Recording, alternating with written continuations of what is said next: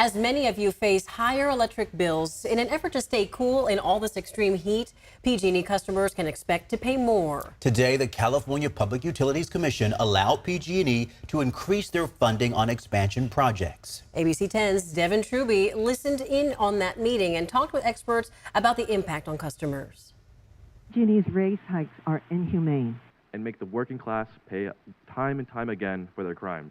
You all are meant to hold PG&E accountable, and yet every time we come here, you've ignored the will of the masses of people. An outcry Thursday as the CPUC agreed to increase PG&E's funding that comes from you, the customer. PG&E says the potential impact to a typical non-care customer's bill from the decision in 2025 is $1.40, 2026 $2.20, and in 2027 $3.10. The utility company says the increases are for quicker expansion, so new homes can have energy and to add more charging stations for electric cars. Quote, "Will help us energize more customers faster. There is still much work to do. We want to connect our customers to the grid as quickly as possible and help power Californians' clean energy future. Additional resources are needed to meet the growing demand." We've built in a key consumer protection that prohibits PG&E from recovering costs until projects are placed into service and operating.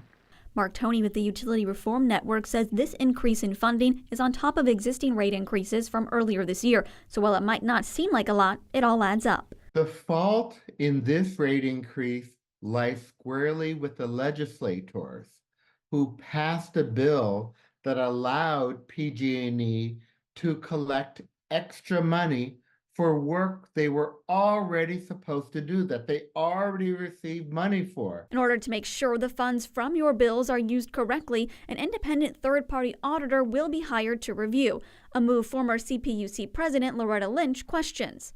Let's have them do it first and then pay, instead of overpay based on their crazy estimates, while the ratepayers continue to pay and PG&E continues to profit. The PUC just says how high when PG&E says jump. Lynch agrees expansion is important, but the commission should make PG&E cut their budget, not just allow them to take more money. Reporting in Sacramento, Devin Truby, ABC 10. Now, we do know that starting on July 4th until the end of this week, PG&E did agree to no disconnections for those who couldn't pay, and they also reached out to customers who had been disconnected to provide service with no payment down during this heat wave.